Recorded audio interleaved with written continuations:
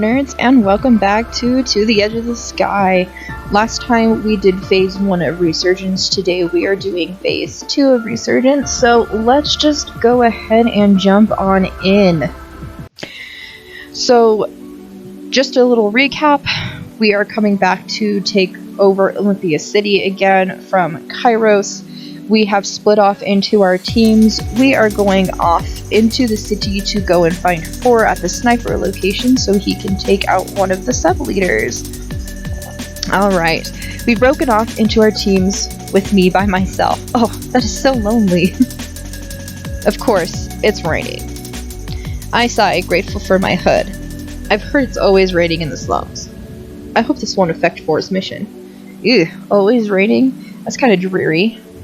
Listening to the rain gently patter against my hood, my mind drifts back to the exchange I just had with 6. Will you be okay? Me? Yeah, you're the only one going solo for a bit. Are you kidding me? I've got the easiest job out of everyone. In fact, I feel guilty about it. There could be enemies in the building, though. Don't let your guard down. Besides, 4 will need absolute concentration to do his job. Your mission is just as important. I know, but even still, it's not nearly as dangerous as what you're all doing. It's 5 who's taking the biggest risk. I put a hand on 6's shoulder. You're worried too, right? Although you aren't showing it. Maybe so. But 5 isn't going in there alone. That's true. I'll watch over him from the shadows. I'm sure he feels safer just because you're there. I know I would. Thanks, 7. You're such a pep talker. I take a deep breath and let it out. Everyone was ordered to keep their operative field view, or OFV, open. That way we can all keep an eye on how everyone's doing at any time. So you just need to relax, Haiyuna. It'll be alright. You just need to survey that building and wait for 4 to meet up at the rendezvous point. 4, I'm sure he's alright. He's gotta be. That's right, gotta keep focused on what I have to do. With a nod to myself, I run off into the night. Less than half an hour later, I've made it to the rendezvous point without any problems. It's scary how fast 6 unlocked that door. He was gone before I even got here. I hope they were able to set up local communications, too. There doesn't seem to be any Kairos operatives around, but the quiet rain just makes me nervous. I place my back against a wall to feel safer. Shifting from foot to foot, I feel antsy as I wait for 4. Minutes pass. Finally, I just give in. I might as well just check on how 5's doing. I begin to miss with the settings on my RO. When I turn on the OFV, 5 is already inside the phase building. I'm surprised to see there's someone with him. I'm telling you, we weren't expecting any kind of delivery. Ugh, who is that even? I've never seen her before. I set my RO to scan for her identity. Phantasm database facial recognition search complete. Administrative staff member Marissa Whitworth. Updating display name. I don't know who let you in. 5 sighs rather dramatically. Don't you have bigger things to concern yourself with? You mean like the freaking invasion going on here? Whatever's going on here is none of my concern. But don't attempt to stop me from completing my job. What kind of delivery service would be here in the middle of the night? The Kairos operative approaches the 2 just then. As he looks at Marissa, I tense. Please don't hurt her. Why are you out here? There was this weird guy wandering around and she was sticking her nose into things that had nothing to do with her. As people so often do. The man gestures to Marissa. Get back to your room until we call for you. The woman looks as if she wants to say something more, but briskly walks off instead. I'm looking for the guy in charge here. The operative's eyes 5 up and down. I swallow as he does. Will you recognize him? You from ADS? You don't recognize my uniform? One of your other people let me in and ran off to get you. The man's eyes narrow at 5. How did you know who I was? You aren't the one in charge here? You matched the description I was given by our client. I can see the man visibly relax. No, I am. I don't have the item prepared, though. You're a bit early. It might take a while. That's fine, I expected as much. Is there somewhere I can wait? Wait? Yes. I've been working for a long shift, to be honest. I get that. Same for me tonight. You understand, right? It's exhausting and I miss dinner. Would it be okay if I use your cafeteria? Come with me. Thank you. I let out a breath I had been holding as the two began to walk down the hall. The sub-leader brings 5 to the cafeteria. There's almost no one in the cafeteria except 2 Kairos ops who are probably there as guards. I'll have someone send for you in a little bit. Do you know how long it'll take? I want to make sure I finish eating. The man shrugs. We're dealing with a lot of security, so it could be half an hour or more. That's fine. Good luck. The man grunts and turns to leave, but then looks back at 5. Don't leave this area. I don't want to have to kill you. Of course. I promise you that the only reason I'm here is to complete my job. The man grunts again and leaves the room. 5 watches his man leave before making his next move. 6. There are 2 guards. Already on it. 5 simply turns and begins walking toward the bar while whistling, so I can't see the 2 guards anymore. A few moments later, 6's voice comes over the comms. Done. Your materials are behind the bar. Thanks, 6. The target has left. I'll shift then. 5 moves to lift his shirt. Then pauses. Oh. Since there's a girl on the team now, should I turn the OV off? I quickly move to turn it off myself.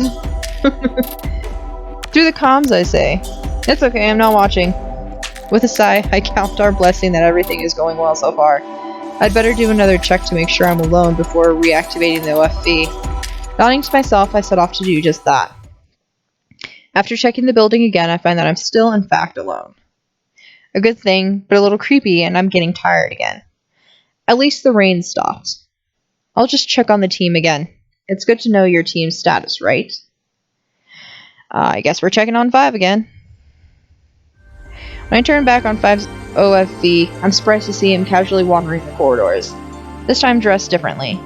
He must be looking for Rasuke. 8's voice comes over the comms. Hey 5, don't forget that guy will be looking for you. What do you think he'll do if he comes and you're not there? Speed up the pace, will ya? 5's voice comes in a playful whisper as he peeks into an empty room. You worry too much. I know what I'm doing. It won't be good if I look like I'm in a rush. 5 continues striding down the hall until a woman comes into view. Hey. 5 stops in his tracks. Sup? Where are you headed? Why'd you want to know? That hair. What about it? Something shifts about 5, but I can't tell what it is. The woman's body becomes noticeably more relaxed. You're Phoenix, right? Yeah, so. I've heard about you joining recently, but I thought you were down at Phase HQ. 5 shrugs. Things pretty chill there, so they sent me here. Why'd they send a kid? Do they think we can't handle it? 5 shrugs again. Hell if I know. Probably just wanted more ground covered. You think I'm gonna question the friggin' boss? Well, you've got a point there. There's no doubt a rookie questioning her would annoy the boss. Just be careful. These aren't bureaucrats like Phase HQ. Yeah. Highly trained diddly operatives, blah blah. The OFV moves a little unsteady and I narrow my eyes. Did 5 sway just then? Or did I just imagine it? We all know by now Phase is a giant pain in the ass. That's right. So keep your wits about you. I don't want to see more unnecessary deaths. 5 gives a brief nod and the woman finally walks off down the hall. 5 keeps striding along as if nothing happened. You did well, 5. Of course, it was mostly thanks to my intel. My suspicions were right. Looks like Kairos really does know all of their members. Who cares about your suspicions right now? I'm sorry. Just that was scary. Everything could have ended right there. I can't believe you're so calm. I'm not really, but I trust 3's data. Naturally. 5 enters another hallway and peeks into another room. His voice comes in again and as a whisper. Found Rasuke. No. Enemies seem to be around either. I'm going in now. Without waiting for an answer, he steps inside the room. The medical lab. This is where Dr. Park works. I wonder if she's okay. A blonde man whisks around to face 5 immediately. Sergeant Roske? How did you find me, Kairos worm? You have 5 seconds. If you do not give me a good enough answer, I will not hesitate to break your neck. Please don't hurt me. I'm a friend. And I have a message for you. A message from whom? From friends that want to take back your home. Prove it. 10 knew you'd say that. They said to tell you that you...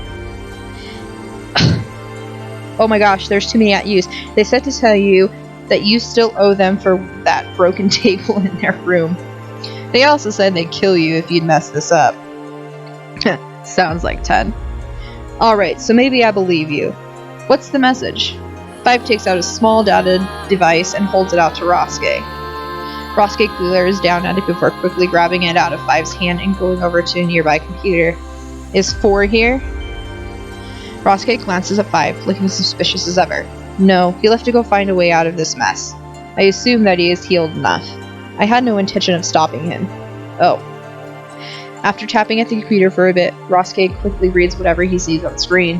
However, I will locate him and pass him the message. You should leave before you put us both at any more risk. Thank you. 5 gives Roske a slight bow and heads for the door. 9, I'm going back to the cafeteria now. Good job, 5. You've done perfectly. Thank you. I'll shift again and try to stall the leader as long as possible. Just be careful, alright? That guy didn't seem very friendly. I'll be fine. I can make friends with anyone, remember? I'm drawn out of the visuals I was watching by a sound, the sound of footsteps falling against the hard floor. For a moment, I almost panic, but I quickly disconnect from the OFB calm and look toward the sound. 4? Yeah. 4 stands there with a huge weapon slung across his slender body. I realize that he must have let me hear him so as not to scare me this time. 4. Seeing him casually just standing there like this, I have the urge to hug him and make sure he's alright. We are going to go hug this bean. I give into it without thought, rushing forward and wrapping my arms around him, pulling him into a tight hug. I'm so happy to see you're alright. 4 scoffs, and I feel a firm hand pushing me away, almost making me stumble back a few steps. What the hell do you think you're doing? I'm sorry. I wouldn't do it without asking again. 4 silently glares at me for a moment, making me wish I could slink into the ground. I should have realized he wouldn't like it. I should have asked first, at least. Oh well. It seems that was enough to satisfy him, though. His glare softens and he quickly reverts back to his usual self. Are you okay, though? 4 sighs deeply. What's with you? I'm fine. I look him all over, searching for signs of the wound he suffered. But then my eyes land on the large, black briefcase he's carrying. Is that a never seen a gun before? Honestly, no. Not in real life. 4 steps forward and brushes past me, although careful not to let the briefcase touch me. Good, that's how it should be. He starts to walk, but I stand still, overcome by memories. Yes, I've heard the stories of how it used to be in the past. Due to my position in the clan, I was usually taught about history, the stakes of the past.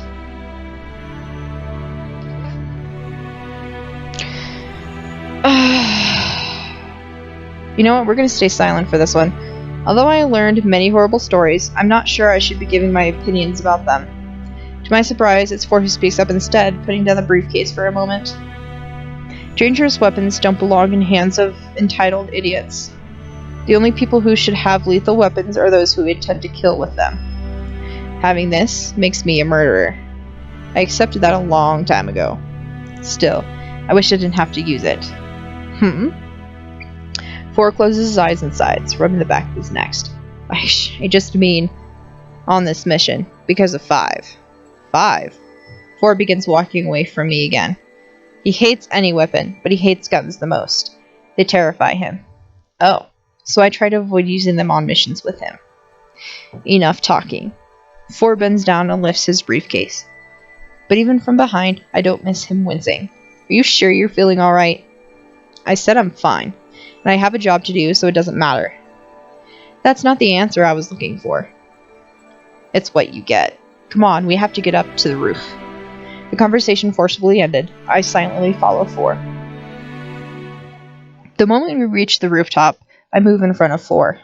My eyes rapidly scan the area carefully, looking for any signs of Kairos. I know it's unlikely for them to be here, but after everything that's happened, there's no such thing as too much caution. With the area sweep complete, we move into position and settle in by the railing. Ford carefully sets down the long, sleek black briefcase he had been carrying. With a few clicks on the side, it opens up to reveal a sniper rifle. He pulls it out and sets everything up. The way he moves betrays just how used to this he is. As he gets into position, I sit back a little out of the way with a full view of what's behind us. It's quiet while we wait, only the ambient sounds of the city filling the silence between us. I glance at 4. Hey, is it okay if we talk? Not for long, but yeah, waiting on the signal. I nod. Though he agrees to it, he doesn't actually start talking. We sit in silence for a minute or so. Right, up to me then. I try to think of something I could ask him, something that wouldn't distract him from the mission objective. I should probably skip all the deep philosophical questions and about the human condition then. What should I ask him?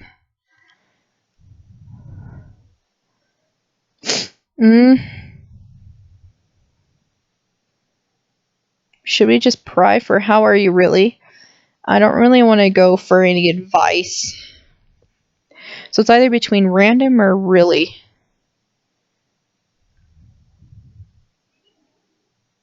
Let's go random. I spent a good minute thinking of what to talk to Ford about when something entirely random comes to mind. This is going to sound really random, but you seem like the type of person who has a secret sweet tooth. Oh, go away, OneDrive, I don't care. Ford glances at me briefly, and when he doesn't say anything, I start to feel my stomach twisting with nerves. Did I get it wrong? No, you guessed it. I resist the urge to grin and make a mental note of the fact. I'll pick up some extra sweets for 4 the next time I'm getting myself something. There's a secret menu in the cafeteria. It's only available on Tuesdays for an hour at 3. If you ask for the 007 special, they'll give you the best dessert you'll ever have in your life. Though he hardly seems any different than he usually is, I can hear the note of excitement in his voice. That's so cute. I see. Thank you for sharing the secret with me. I'll be sure to get it after we fix everything. So 4 has a sweet tooth after all. I can't believe I was right about that. I'll definitely have to go check this 007 special. No kidding. Maybe they'll even do a discount for someone named 7. We quickly fall into silence again. I can hear the others discussing directions in my ear. I realize that 4 and I still have a moment to talk. How did you end up scouted by P.H.A.N.T.A.S.M, if you don't mind me asking? I don't, and I didn't. You didn't? I signed up. I think that's about as much of an answer that I'll get from him, but Ford continues on. Did the big exam everyone does? Got a promising score, so that I may become a trainee. Oh, I see.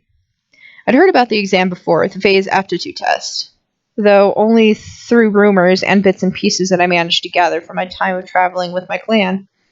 But hearing about it through bits and pieces couldn't ever compare to actually being able to ask somebody. Ford doesn't seem particularly opposed to the question, so I decided to push my luck a little further. How old were you when you became a trainee? 17. That's really young, though not as young as when Zero started. I wonder how old the others were when they started. I felt somewhat uncomfortable at the thought, but if they were just trainees, then at least they wouldn't be put into dangerous situations until they were adults.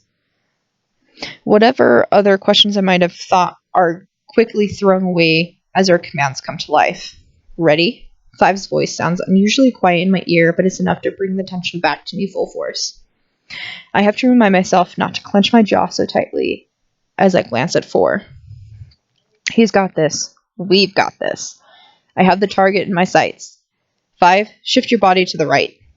Even in a situation like this, I can't help but notice how steady 4's trigger finger is. I try to control my breathing as the tension only grows. 5, 4 is ready. Don't make a move, okay? Move a little to the left. Yeah, that's it. Now don't move. Taking the shot.